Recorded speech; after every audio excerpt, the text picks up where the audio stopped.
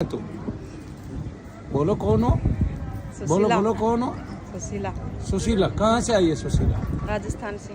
पहली बार कैसे आई थी तू? उड़ाड़ियाँ चल रही थी। गोडालिया मतलब गोडल? हाँ। तो वैसे तो बच्चे चलते हैं, तू बच्चा थी उस टाइम? समस्या आई महाराज। क्या समस्या थी? सगले जोड़ जोड़ में दर्द था।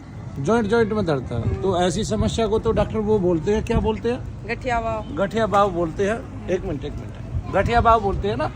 तो वो गठिया बाई का इलाज नहीं कराया आपने? कराया हुआ नहीं। गठिया बाई का इलाज कराया था, हुआ नहीं है?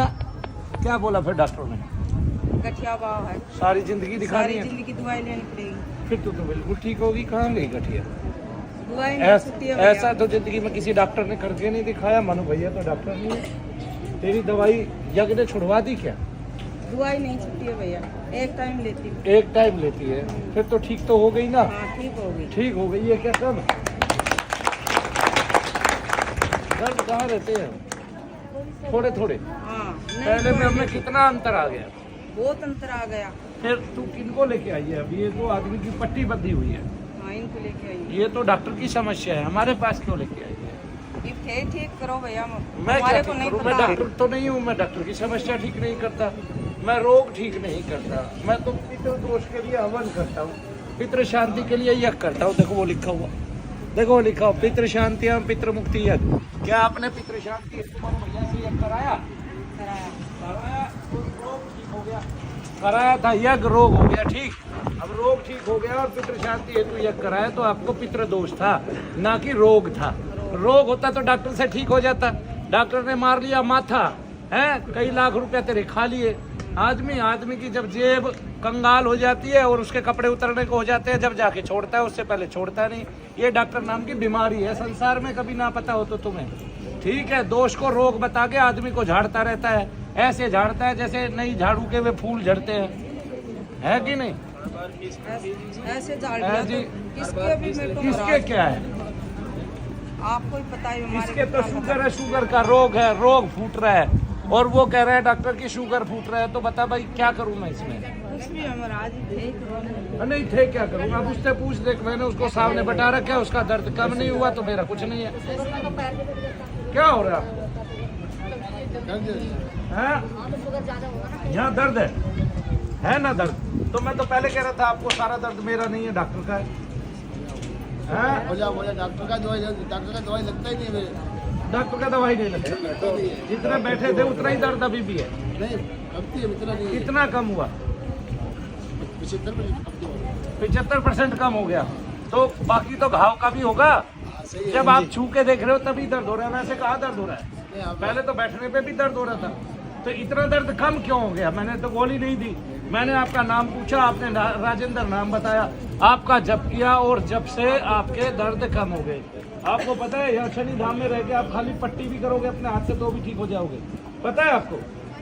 है जी। और आप इतनी रिपोर्ट ले रहे हो, इतनी रिपोर्टों का मैं क्या करूं? मेरे भारत को जैसे गेहूं को घुन लग जाता है, ऐसे घुने लग गया है।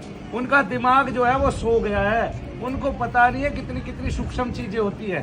ठीक है, बस वो ये देख रहा है, उसको फोन की सूक्ष्म तरंग तो सुनाई देती है कि फोन है, वहाँ बात की, कैसे कब बात की, ये समझ में नहीं आ रहा उसको। तब उसको ये समझ में नहीं आ रहा है कि मुझे रोग है, मैं ठीक क्यों नहीं हो रहा हूँ।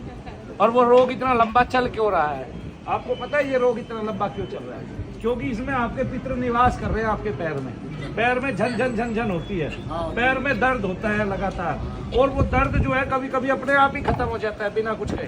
ऐसा ही होता है ना 24 घंटे में। फिर अब डॉक्टर इस बात को समझ ही नहीं पाएगा। क्यों समझ पाएगा? उसको समझने की जरूरत क्या है? उसने जो पढ़ा है, जितना पढ़ा है, वो उसके घर में नोटों की गड्डियां भरने के लिए काफी है। उसको नोटों की गड्डियां भरने के लिए वो डॉक्टर बना है। वो तुम्हारे शरीर और स्वास्थ्य के लिए डॉक्टर बना है, ये बात लिखित में नहीं है। क्यों? क्योंकि आपने देखा होगा जो भी डॉक्टर बन रहा है वो पहले नोटों की गड्डियां घर में भरता है। ठीक है, क्योंकि उसने नोटों की गड्डियां लगाई है पीछे डॉक्टर बनने के लिए। तो पहले वो नोटों की गड्डियां डबल करेगा जितनी लगाई है उसकी, और फिर वो देखेगा कि मानव कहाँ है। तब तक तो वो मानव के इतिहास को भूल ही जाएगा कि कहीं मानव रहता है। प्रत्येक प्राणी उसके लिए ग्राहक होगा, ठीक है ना? और उस ग्राहक का उसको बेसब्री से इंतजार होगा। और वो किसी भी पल बेसब्री से इंतजार करता हुआ अपने यहाँ तो आदमी रखेगा, जो उल्टा मुंह करेंगे आदमी को उस पर लिटाएंगे और अंदर ले जाएंगे। पता है आपको इस बात का? पता है? पता होता तभी आप मेरे पास आए, आपको पता चला। कितने दिन हो गए आपको इस पैर का इलाज करा?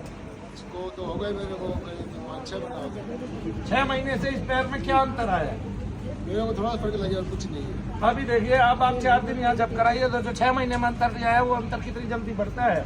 ये बात प्रमाणित है, एम्स ने प्रमाणित किया ये बात। एम्स ने ये बात इसलिए प्रमाणित की है क्योंकि उन्होंने रोगियों पे औषधि का, यज्ञौषधि का प्रभाव देखा है। उन्होंने 100 रोगी चुने और यज्ञ किया। और मनु भैया इसमें श्रेष्ठ ब्राह्मण है। ठीक है, मैं ब्राह्मण हूँ, मैं आपका यज्ञ अपने हाथ से कर रहा हूँ, अब आपको इसका लाभ होगा ही होगा। इसका मतलब ये नहीं है मनु भैया जाति से जुड़े हैं, इसका मतलब यह है जो यज्ञ करेगा वही ब्राह्मण होगा। आया समझ में? कभी कोई गलत अर्थ निकाल ले, गलत अर्थ नहीं निकालना है। जब भी इस संसार में जो भी यज्ञ करेगा वो ब्राह्मण होगा, क्योंकि वो भगवान के लिए यज्ञ कर रहे हैं, भगवान की प्राप्ति के लिए यज्ञ कर रहे हैं। और यज्ञ जो है वो ईश्वर को भोग देने का एक माध्यम है, उसके अलावा दूसरा कोई माध्यम नहीं है देवताओं को भोग देने का। मैंने भोग दिया, आपको लाभ होगा ही होगा 24 घंटे के अंदर अंदर। लिख लो ये बात, मेरा नाम मनु भैया है। आओ, खुश रहो, मनोकामना आए।